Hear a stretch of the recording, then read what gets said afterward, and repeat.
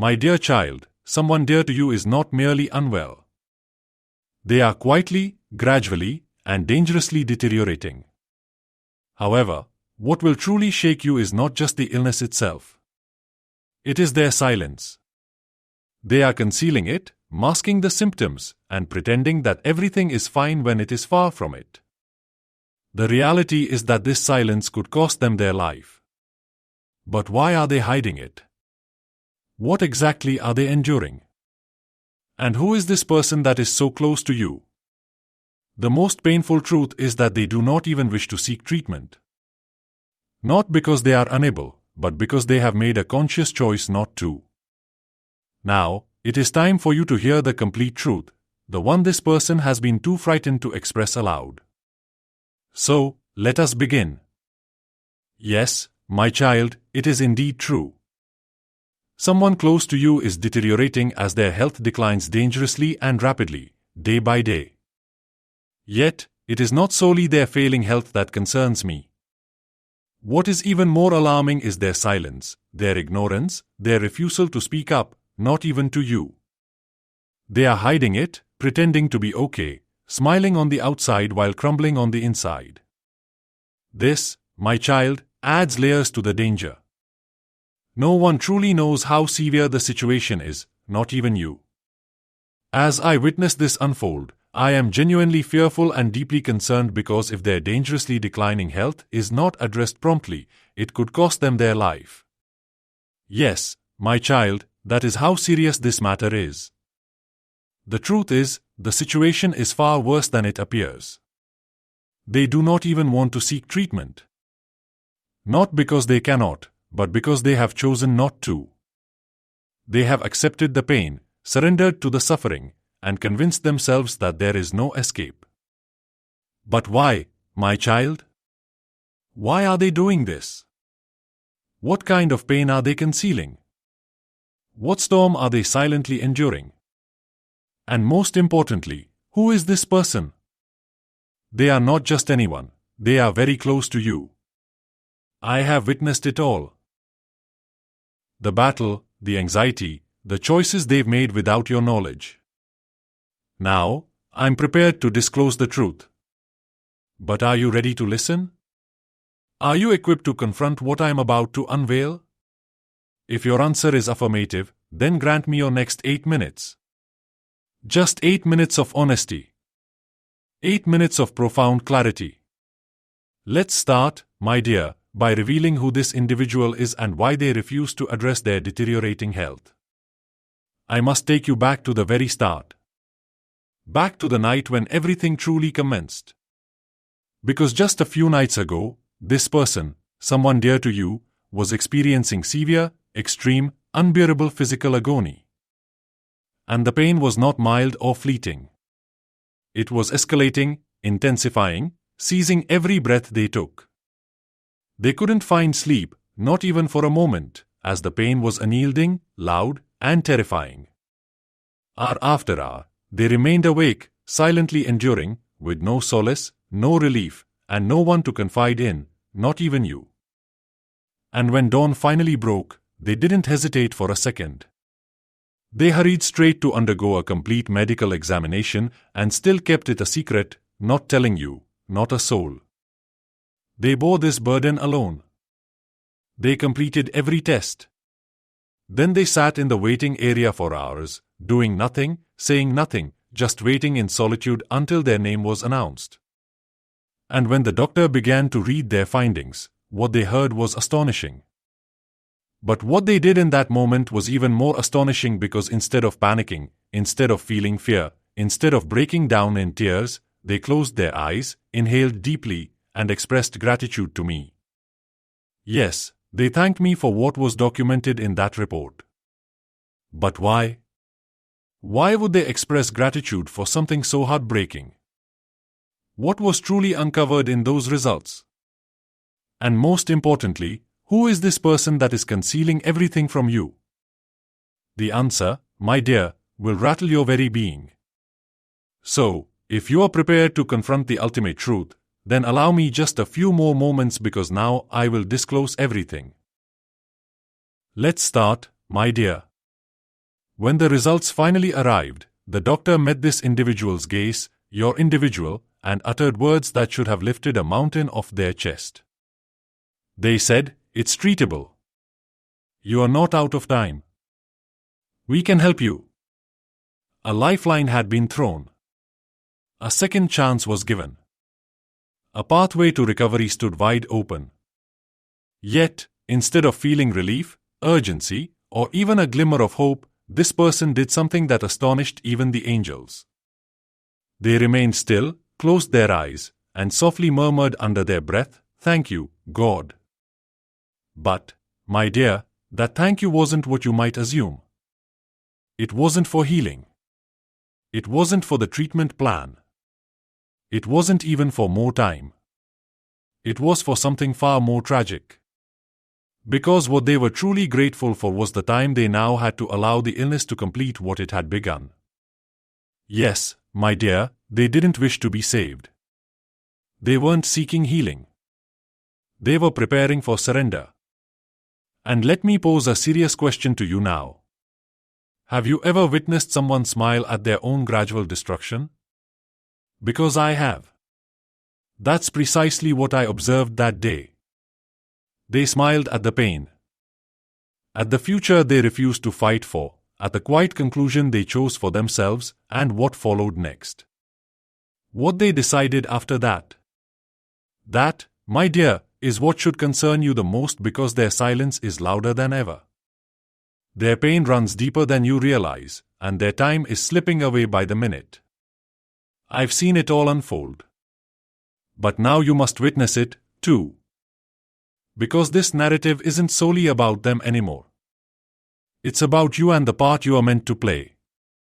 So, if you are prepared, I will reveal to you what they are concealing next. Let's begin. My dear, they have convinced themselves that healing is not for them. Not because the doctors are unable to assist. Not because the medicine is ineffective, but because deep down they have concluded that they do not deserve to get better. They have embraced the pain as punishment. They have taken suffering and labeled it destiny. They've decided to accept that this is simply how their story concludes. However, this is more than mere illness. My child, this is a spiritual battle raging within them. A conflict that transcends blood tests or diagnoses. Because they have been listening, not to me, but to the adversary. To the voice that sneaks in when the silence envelopes the room and whispers toxic lies. You are too damaged. You are a burden. This is your escape.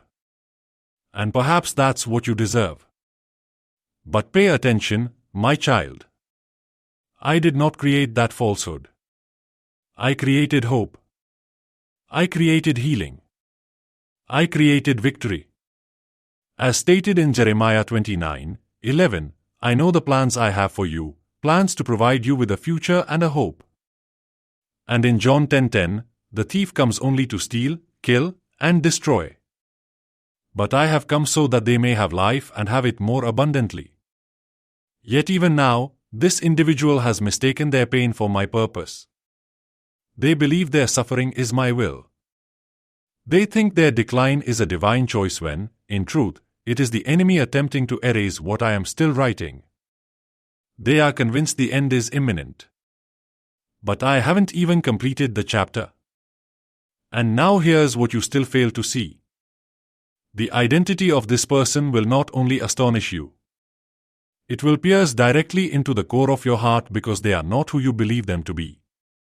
They are nearer than you think, and it's time you learn the truth.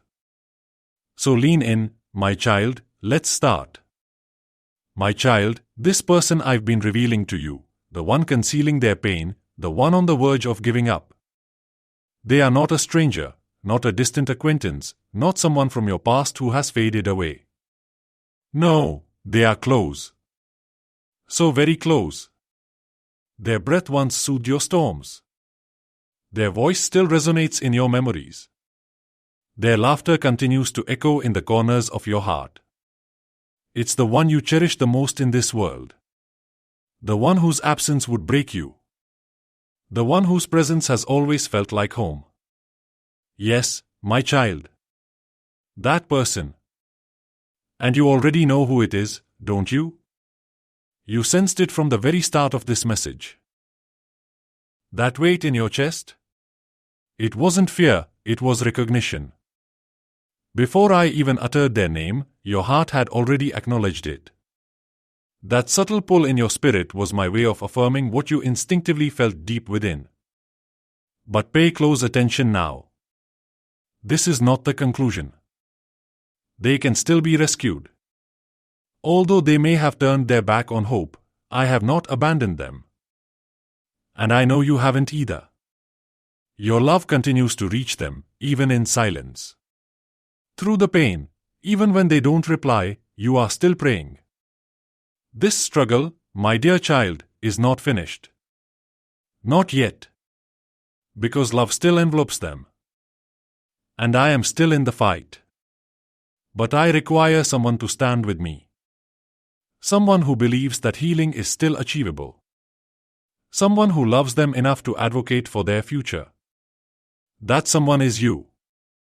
So I ask you now, are you prepared to intercede, to believe, to hold the light when they have lost their way in the darkness? Because if you are, then together we will begin. Listen closely, beloved child. The Spirit of the Lord is declaring, what seems to be falling apart is actually coming together. Right now, you are looking at the wreckage of your life, questioning how these shattered pieces could ever create something beautiful. I understand it appears to be in disarray. Your dreams feel broken, your plans interrupted, your heart weighed down with doubt. Everything is in disarray, leaving you fearful. Each morning, you awaken, surveying the ruins, attempting to comprehend the chaos. Fear whispers that this is forever, that restoration is unattainable. But pause, take a breath. Allow me to speak truth into your trembling spirit. God wants you to realize that it is actually coming together. What you see as destruction is divine construction. I am the master builder, and I never waste a single piece of your narrative. The fragments are aligning in ways your human eyes cannot yet see. What appears random is intentional. What feels broken is being reconstructed stronger than ever. Trust the journey, dear one. Soon, you will finally grasp it. The scattered fragments will come together to create a masterpiece that surpasses anything you ever envisioned. Your breakthrough is currently being crafted. My dear child, allow these words to reshape your very being as I declare them over your life. If you truly aspire to emulate Jesus, then ready your heart for this holy calling. Be the one who remains steadfast when others choose to leave. When the crowd turns unfriendly. When fair weather friends vanish. When the world deems you foolish for your loyalty. Stand strong like an oak tree amidst the storm, with roots deeply anchored in my love. Be the one who forgives, even when it seems unwarranted.